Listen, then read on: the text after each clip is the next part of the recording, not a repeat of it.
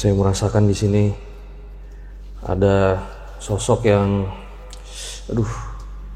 ini cukup menyedihkan ya hidupnya. Dia lagi sedih karena takut sama istrinya. Apalagi kalau udah akhir bulan nih. Bisa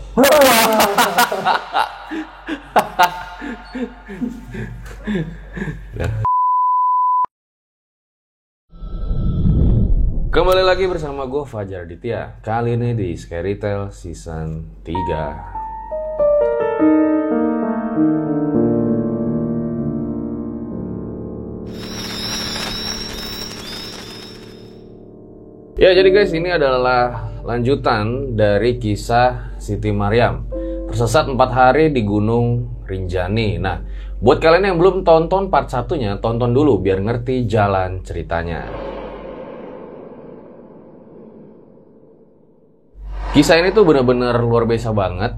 Ya, siapa sih yang mau tersesat di gunung? Jangankan tersesat di gunung ya, tersesat di kehidupan aja kita nggak mau. Kecuali tersesatnya di hati kamu.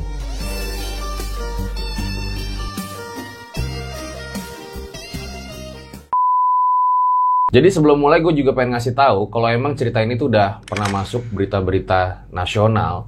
Karena emang RJ5 itu paling anti settingan. Nah, gue juga ngucapin makasih sama Mbak Siti Maryam yang telah mengizinkan gue membacakan kisah ini. Sebelum dimulai juga jangan lupa subscribe, like, komen yang banyak biar kita makin semangat bikin videonya. Jangan lupa juga follow Instagram gue, The Real Aditya. Langsung aja kita mulai part 2-nya. Berikut adalah ceritanya.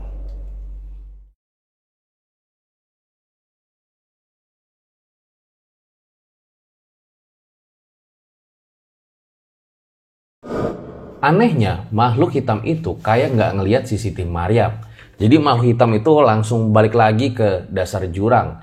Siti Maryam yang lagi berdiri di atas tebing ya, dia tuh ketakutan. Dia teriak-teriak, "Tolong! Tolong!" Situasi tuh benar-benar mencekam banget. Beberapa kali Siti Maryam juga ngelihat kayak ada cahaya yang lewat gitu loh di atasnya, sama dari jalur bawah tuh kelihatan. Tapi begitu dia perhatiin lagi, cahayanya itu langsung hilang.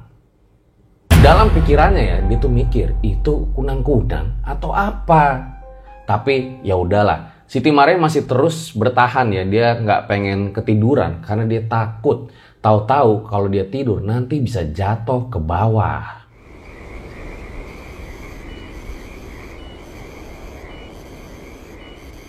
Hingga tiba-tiba nih, Siti Maryam ngeliat lagi ada segerombolan orang lagi berdiri di pinggir tebing. Mereka ini pakai headlamp menatap ke arah langit. Siti Maryam yang ngeliat itu langsung berdiri dan teriak lagi tuh dari bawah. "Hai, tolong!" Tapi pas lama-lama dilihat lagi, orang-orang itu kok kayak aneh. Mereka itu menyinari dirinya sendiri pakai cahaya headlamp. Jadi kayak gini kali ya kira-kira. Gue gak tahu detailnya persis tuh kayak gimana sih, tapi yang jelas Siti Maryam itu mikir, ini manusia beneran apa bukan? Nah, gak lama orang-orang itu terlihat pergi dan Siti Maryam ini langsung duduk lagi. Mungkin karena kecapean ya, dia pun ketiduran.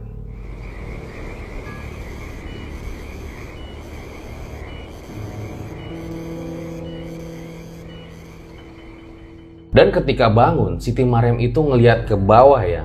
Sosok baju putih itu muncul lagi. Dia tuh kayak ngejagain Siti Maryam supaya nggak jatuh dari tebing tersebut. Gue nggak tahu juga apa ini halusinasi dari Siti Maryam atau bukan.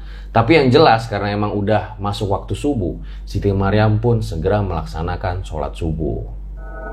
Dan ini adalah hari kedua Siti Maryam tersesat. Dia berharap segera menemukan jalan keluar.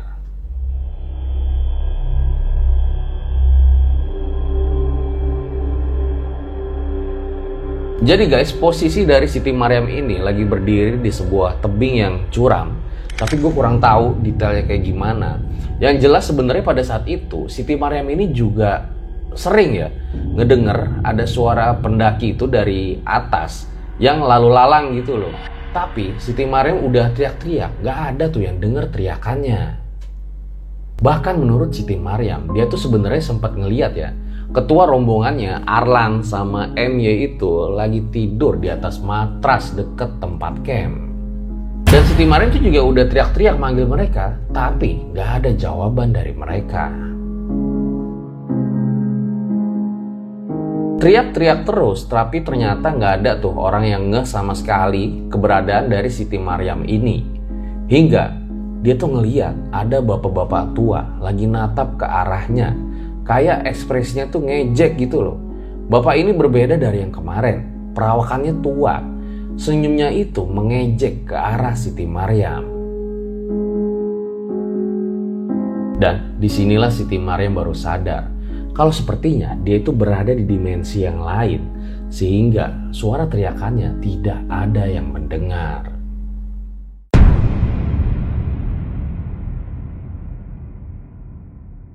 Buat kalian yang punya pengalaman horor nyata, bisa kirim cerita kalian ke email rj5 atau DM Instagram rj5.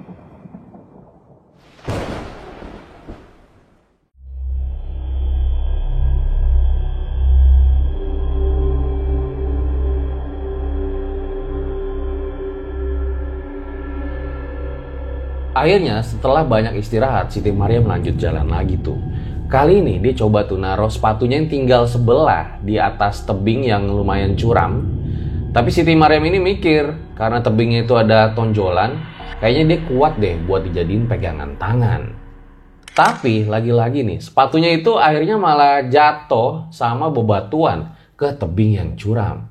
Jadilah sepatunya dua-duanya sekarang udah lenyap. Jadi kondisi tempatnya ini masih sama kayak kemarin ya, tebing-tebing curam yang emang rawan longsor banget. Dan ketika misalnya disentuh sama Siti Maryam aja, terkadang langsung longsor tuh, jatuh-jatuh bebatuannya. Iya serba salah, tapi mau gimana lagi, kan gak ada jalan yang lain. Akhirnya Siti Maryam pun turun pelan-pelan tuh menyusuri tebing tersebut.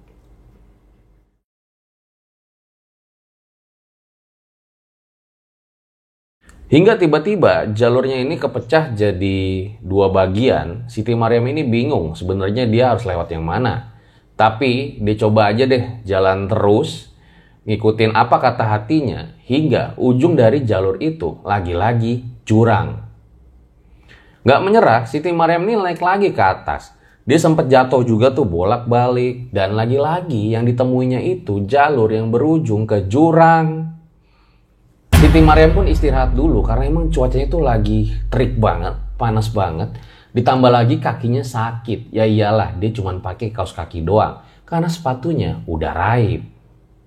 Siti Maryam coba tuh dia perhatiin sekitar ya. Ya lagi-lagi, cuman dia lihat tuh yang ada tebing yang curam doang. Dia sempat lihat beberapa kali kayak ada dataran hijau yang ternyata itu cuma halusinasi dia doang karena pas ditelusurin lagi-lagi ujungnya jurang. Siti Maryam mulai frustasi ya. Dia tuh kayak udah ragu lah. Kira-kira bisa selamat apa enggak ya di sini? Hingga di tengah perasaan kalutnya, dia ini tertidur.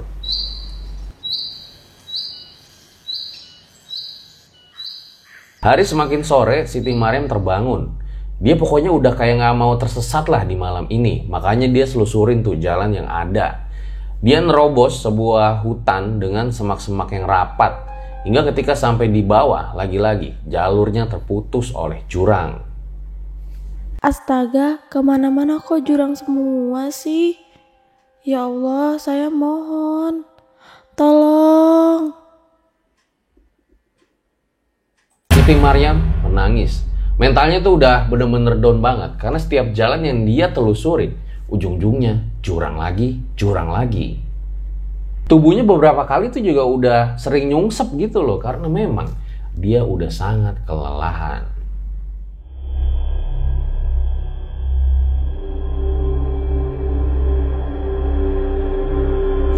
Di saat Siti Maryam lagi berada di titik terlemahnya, dia malah ngeliat ada segerombolan orang yang pakai pakaian serba putih dan juga pakai udeng ya, dimana mereka itu kayak lagi ngelakuin ritual. Loh, mereka siapa? Kok ibadahnya kayak orang Bali ya? Posisi sekelompok itu ada di atas tebing yang sebenarnya itu cukup jauh dari posisinya Siti Maryam. Siti Maryam ini sebenarnya pengen nyamperin ya, tapi apa daya, badannya itu udah bener-bener lemes banget ya, maklum. Udah 2 hari dia nggak makan, cuman ngandelin vitamin doang. Tapi setelah agak kuatan, Siti Maryam ini berusaha buat naik dengan menyusuri bagian-bagian tebing itu. Lucunya, ketika Siti Maryam jalan, orang-orang itu malah menghilang. Tapi ketika Siti Maryam berhenti, mereka malah muncul lagi. Wah, ini gue gak bayangin sih apa yang dialami sama Siti Maryam ya. Pada saat itu dia merinding, tapi dengan tenaganya yang tersisa, dia jalan terus tuh hingga dia bisa sampai di jalur yang berbatasan dengan hutan. Dia cobalah tuh telusurin jalur hutan tersebut. Hutannya sendiri tuh rimbun pepohonan yang tinggi-tinggi, udah gitu rapet lagi. Ditambah lagi jalurnya itu sekarang menurun.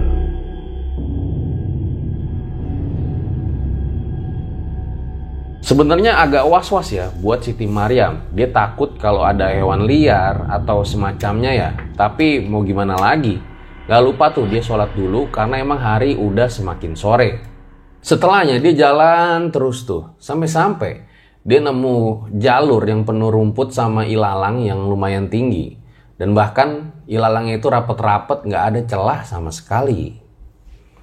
Sambil komat kamit baca doa ya, Siti Maryam terus tuh dia jalan. Dan gak lama, bener aja.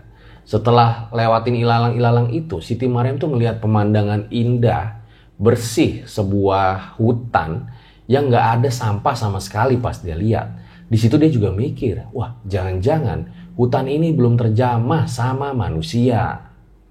Untungnya sekarang Siti Maryam ini nggak ngeliat ada jurang lagi ya. Dia berharap setelah dia lewatin hutan ini dia bisa ketemu sama penduduk. Sampai-sampai ya karena Siti Maryam ini kehausan pas dia nyari sumber air tuh. Dia malah nemu sebuah pohon unik ya. Pohon yang ketika dipukul suaranya itu mirip kentongan. Loh, kok ada pohon bunyinya kayak kentongan? Karena emang udah lelah, Siti Maryam pun akhirnya berbaring di sebuah pohon yang cukup rindang. Dia kembali tertidur. Sampai beberapa saat setelahnya, dia dengar tuh sayup-sayup suara 2 orang wanita. Dia masih hidup atau tidak? Masih. Tuh masih napas. Itu orang. Siti Maryam langsung melek tuh. Dia berharap ini jadi jawaban lah, petunjuk. Dia bisa nemuin jalan keluar nih dari orang-orang ini. Tapi pas dia nyari sekelilingnya, gak ada siapa-siapa, kosong. Loh, terus tadi suara siapa yang gue dengerin? Masa ngimpi? Orang jelas banget gue denger tuh suara. Siti Maryam kecewa. Akhirnya dia lanjut lagi tuh jalan, semakin masuk ke dalam hutan. Nah, di tengah perjalanannya ini, Siti Maryam kembali denger tuh ada suara-suara seperti suara lagi ngobrol ya. Dia coba tuh noleh ke kiri. Ya, tapi nggak ada siapa-siapa. Dia coba noleh ke belakang dan nggak ada siapa-siapa. Siti Maryam sadar sepertinya hanya dia sendirianlah yang berada di hutan ini.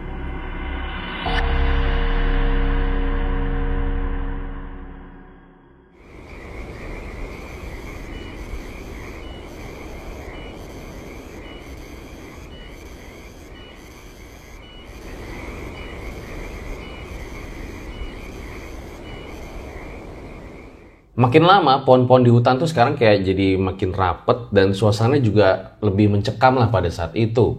Siti Maryam ini benar-benar takut, dia langsung buru-buru aja tuh jalannya hingga dia tuh ada sebuah pilihan ya.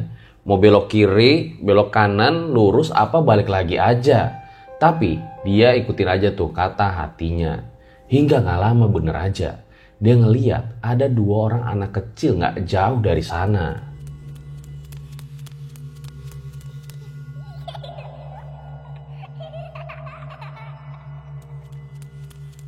Dek, berhenti dek.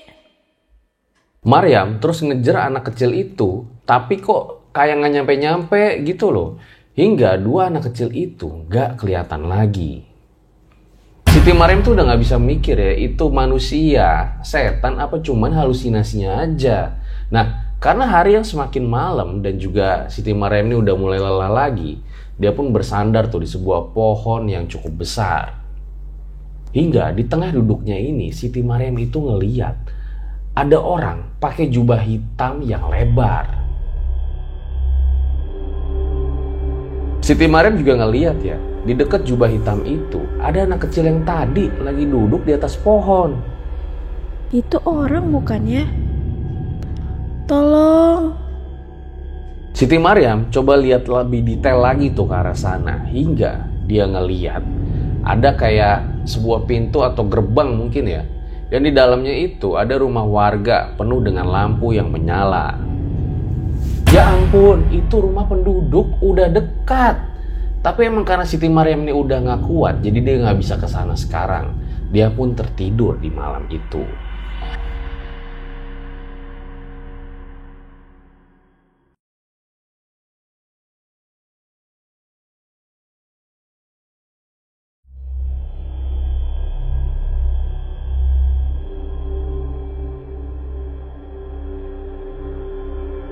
Pagi hari tiba, Siti Maryam ini langsung sholat subuh dan dia juga udah nyusun rencana ya, supaya dia tuh bisa nyampe ke rumah penduduk yang semalam dia lihat. Langsung lah tuh dia susurin tuh jalur tersebut. Hingga pas dia nyampe, itu bukan yang semalam yang dia lihat, bukan rumah-rumah warga, melainkan jurang yang sangat dalam. Loh, kok bisa? Semalam itu Siti Maryam ngeliat itu rumah-rumah penduduk ada lampunya, loh kok sekarang jadi jurang? Untungnya Siti Maryam tuh nggak langsung jalan di malam itu. Bisa-bisa dia masuk jurang.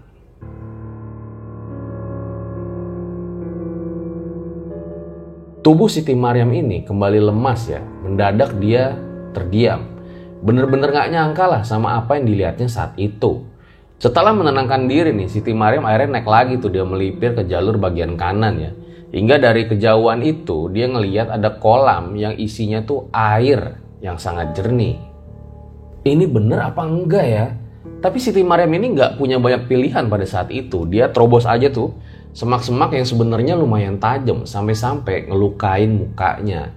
Dan nggak sia-sia, dia melihat sekarang ada 3 ekor sapi. Siti Maryam mikir, wah ada sapi nih, pasti dekat dengan pemukiman.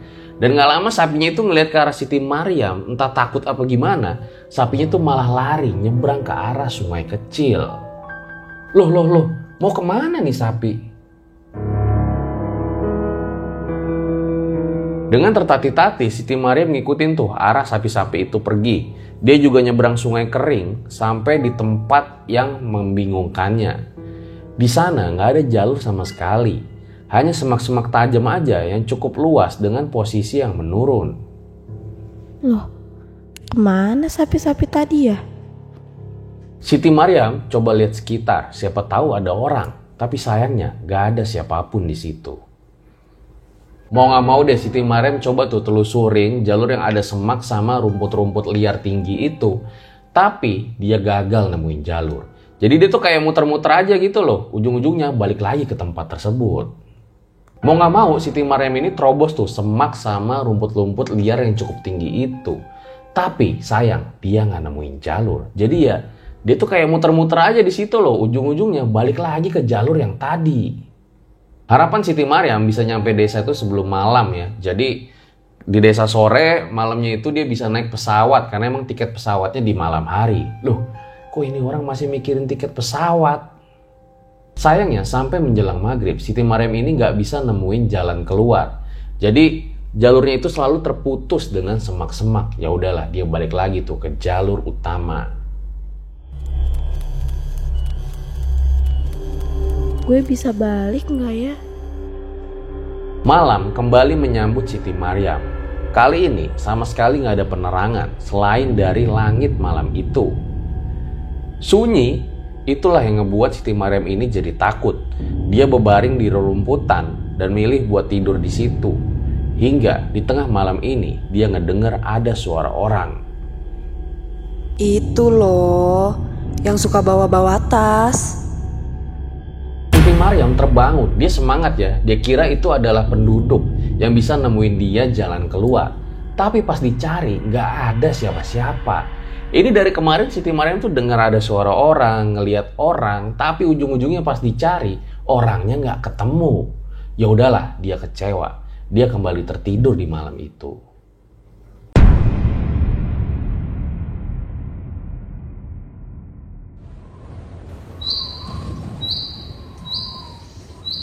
Angin kencang ngebuat Siti Maryam ini kebangun ya. Ternyata itu udah pagi hari.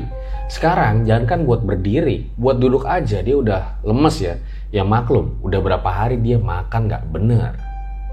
Sampai dia paksain tuh buat berdiri dan dia ngeliat kayak ada sebuah jalur yang menurunin semak-semak. Dia pun jalan tuh lewat ke jalur tersebut. Jalan tuh dia hingga dia sampai di sebuah sungai yang kecil. Karena emang udah kebelet, dia pun buang air kecil. Nah, pas lagi buang air kecil inilah Siti Maryam tuh ngeliat kayak di atas ada laki-laki tuh yang lagi lewat. Dia coba teriak panggil laki-laki itu. Laki-laki itu menoleh ke arah Siti Maryam. Dia lihat Siti Maryam tuh dari atas sampai ke bawah. Lalu dia nanya sama Siti Maryam. Loh, sepatunya mana? Tidak ada, sepatu saya hilang. Nah, teman-temannya kemana? Nggak ada juga. Saya tersesat dan terpisah dari teman-teman saya. Saya dari hutan. Saya nggak tahu jalan kembali. Tolong antarkan saya ke desa. Melihat Siti Maryam yang kayak orang frustasi, beruntungnya laki-laki itu bawa minum sama makan. Dia pun sodorin tuh supaya Siti Maryam ini makan dan minum terlebih dahulu. Mereka berdua pun langsung jalan pergi ke tempat parkir motor laki-laki itu. Hingga pas udah nyampe langsung tancap gas tuh. Dan di tengah perjalanan Siti Maryam ini ngeliat titik awal pendakiannya, yaitu desa Sembalun. Motor terus melaju hingga akhirnya masuk tuh ke desa Sembalun. Di situ ternyata warga yang ngelihat kedatangan Siti Maryam ini langsung berbondong-bondong tuh nemuin Siti Maryam. Siti Maryam disuruh buat ngebersihin diri dulu dan gak lama langsung dibawa ke puskesmas ya untuk nerima perawatan sampai bener-bener pulih sebelum dia balik ke Jakarta nanti. Singkat cerita, Siti Maryam pun berhasil tuh dia pulang balik ke Jakarta. Tapi cerita belum selesai sampai di sini.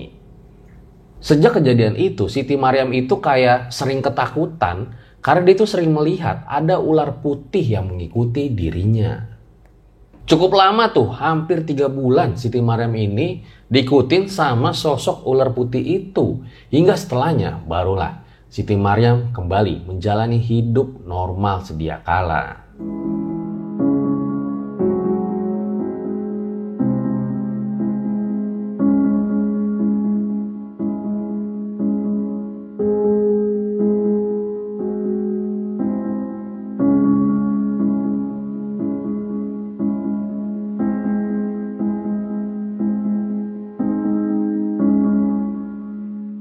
Itu dia guys, sebuah kisah luar biasa dari Siti Maryam ya, dimana bener-bener perjuangan banget hingga akhirnya beliau ini bisa kembali selamat sampai di rumahnya.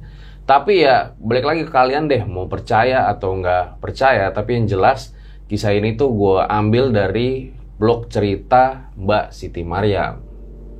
Semoga bisa diambil pelajaran bagi kalian yang mendengarkan kisah ini. Gue Fajar Aditya, RJ5 undur diri. Ciao.